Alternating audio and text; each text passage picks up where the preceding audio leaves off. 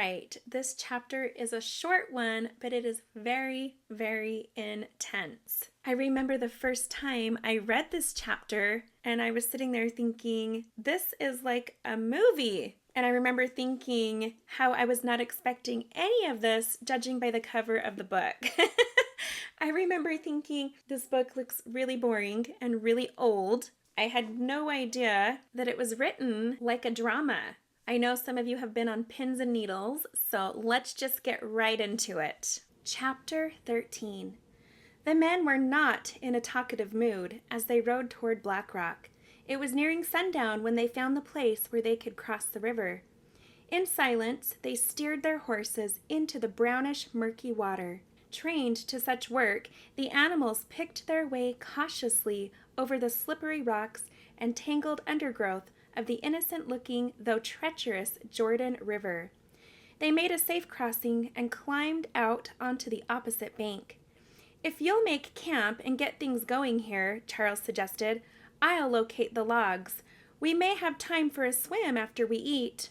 Without waiting for a reply, he spurred his horse and was off. For hours he had been fighting the smoldering rebellion ever since he had seen Sarah. He could neither endure being near her, watching their happiness, nor away from her, imagining it. His torment was greater than his will to subdue it. He found the logs and returned to the fire and food Will had prepared. As they ate, he watched Will's quiet countenance. At sight of his brother's calm, his own unrest became unbearable. "Swim?" he asked, half rising, then changing his position to a more comfortable one instead. "No, the water has no lure for me tonight. It's too dirty. Looks like cattle may have been stirring it up. But you go ahead if you want to. Better hurry, it'll soon be dark." Charles rose, walked around the dying fire, and sat down again. "Later, maybe. I don't mind the dark." Something in his voice made Will turn and look at him, but in the fading light, his profile betrayed nothing. Each pursued his own thoughts in silence. "Is it all you thought it'd be?" came suddenly from Charles. The words seemed to come at Will like little round stones hurled from a distance. He felt the bitterness behind them with mingled surprise and misgiving. Was it then possible that his brother still harbored resentment toward him and Sarah? He would not believe it was so. "What are you talking about?" he countered. "Your marriage to her." He reached into his pocket and drew out the opal ring and put it on his finger deliberately. But Will, gazing into the dying sunset, perceived not the act. He was tired. He wanted to be quiet, to think. He wished Charles wouldn't pursue the subject. Stirring up old grievances? Not tonight. They were both tired. They should rest for the big day's work on the morrow. He wanted to think of Sarah. He was worried about her. She looked so white and drawn, so forlorn. She was so young. Would she come through her confinement all right? What if, oh gosh, what if she should take sick tonight? There alone in the cabin? He caught his head between his hands, pressing them tight against his temples. Suddenly, Charles reached over and thrust his clenched fist before his brother's eyes, exposing the shimmering stone to his brother's gaze. "Sarah's ring!" he gasped. "No, fool! The mate to Sarah's ring." As pretense between them vanished, each looked into the naked soul of the other and trembled at what he saw. Presently Charles continued in harsh, unnatural tones. "I bought the pair of them for us, her and me. I took hers to her that night, a year ago, after you left. I even put it on her finger, but she would have neither me nor the ring. I vowed she'd wear it. I knew if you offered it to her, she would. And she did, without ever telling you I had done so first. She could deny me, I, who was willing to give her anything, even to joining her dang church. But you, that was different. She'd walk through hell for you, and like it. Dang you, I should have made her mine when I had the chance." "How dare you?" cut in Will. "You're insane." "It wouldn't have been impossible. We were together many nights out there on the plains, and she was in love with me then." Will wanted to press his two hands against his brother's throat and choke back the words that were spilling forth, but he could not, for his heart was filled with pity as well as anger. He sat still, clenching his fists between his knees, and said nothing. Never, never had he realized before how deeply Charles was affected by his loss of Sarah. Charles went on deliberately.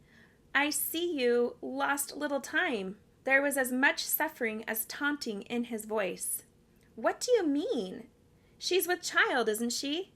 The words fairly burned themselves through his tortured lips.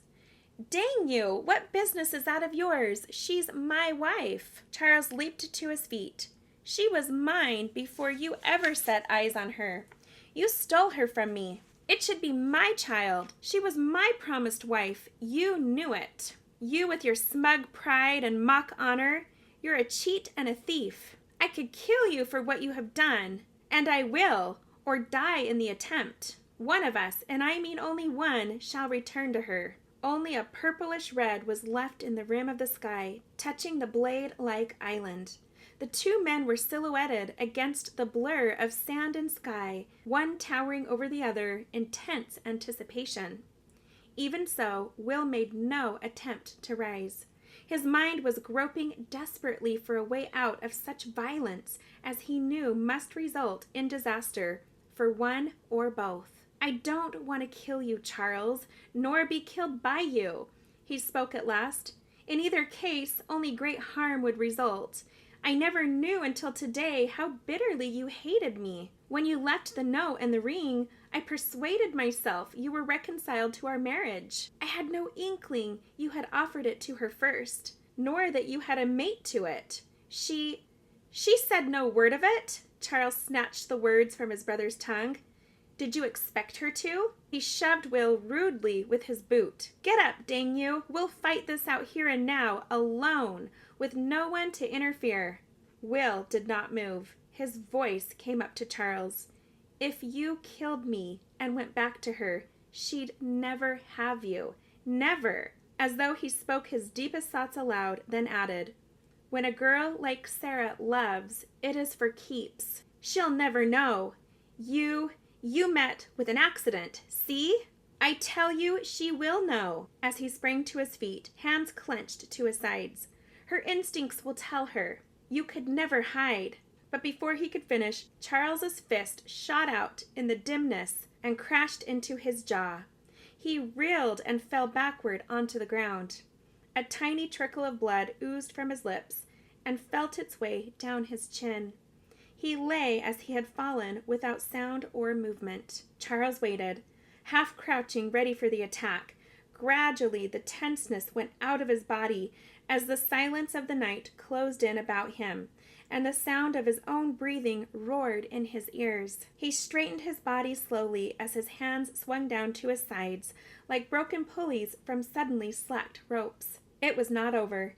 No man killed another with a single blow of the fist. Stunned by the swift turn of events, his emotional powers seemed suddenly to cease functioning. Though the night was not unusually warm, his body was oozing perspiration from every pore. In an effort to clear his brain, he shook his head several times, like a mastiff seeking its scent. His sense of suffocation increased. Still poised for the attack, feet wide apart, as when he struck the blow, he was almost straddling the silent figure on the sand. He wanted to flee, but felt rooted to the spot. Time seemed to wait with him. Then something brushed his leg. There was a coughing sound. Will turned over on his side. He wasn't dead. He wasn't dead at all. Charles felt emotion and coordination flow back into his being. He was not a murderer. Yet neither was he any closer to the possession of her without whom life meant so little. Fate mocked at him. Escape. He must escape, or... He stepped over the figure still prostrate at his feet and began yanking off his own clothing, stripping to the skin, and started for the river. "Charles!" called Will, fully conscious at last. "Going for a swim!" returned Charles over his shoulder as he ran. How good the water felt as he waded out into the slippery depths.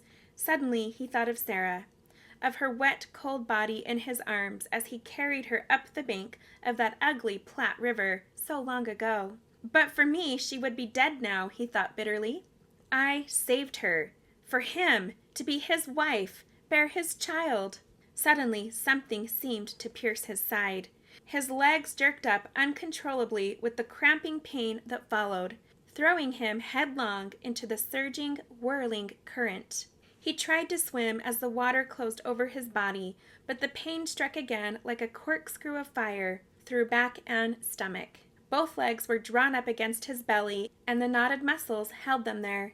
He threshed about wildly with his arms, but could do nothing to guide himself because of the terrible pain. So this was it. He cursed bitterly, and even Will won't know. Will! Will was up there on the sand. "Help! Help! Help!" he cried with all his strength. Again the water engulfed him, filling his ears and mouth. The current was swifter than he had thought possible in a river this size. The pain persisted. Once again he cried for help. "Help! Will, where are you?" He felt himself being whirled around and around in a circle, wide at first, then narrower and narrower. My gosh, a whirlpool, and quicksand beneath, from which there was no escape. Then came Will's voice. "Charles, Charles, where are you?" He had rushed into the water, clothes and all. "Here, here!" The pain was lessening. He felt the muscles in his legs relax, and he could move his legs. Should he warn Will of the whirlpool? But it was too late. Their bodies clashed together in the ever-narrowing circle, drawing them nearer to its center. Each fought for his own life as the whirling undercurrent tugged at their waning strength. No words, now only desperate struggle against the suction that had them in its grip. Their bodies collided, separated, collided again. Then Will's hand found his brother's wrist and flung him with his last ounce of strength free back to the outer edge. Then the invisible rope of water at the core of the whirlpool twined itself about him like an octopus at play and bore him down, down, down. God, save me for Sarah. It was his last conscious thought. And that's it for chapter 13. This is just about the saddest chapter in the whole book. But it wasn't the last time that Sarah would experience such sadness and tragedy in her life. I'm actually going to talk more about this in the documentary that I'm doing at the end of these chapter readings. I'm going to shed some more light on all of this, so stay tuned for that. But I would love to hear your thoughts about this. Were you at all expecting something like this to happen? I know some of you said that you felt something sinister was in the works and you didn't trust Charles, but did you think it was something to this extent? I would also love to hear how you think Sarah is going to handle this and what you think will become of Charles. Will the next chapter leave us with any hope? You'll find out in the next video. I'll see you then.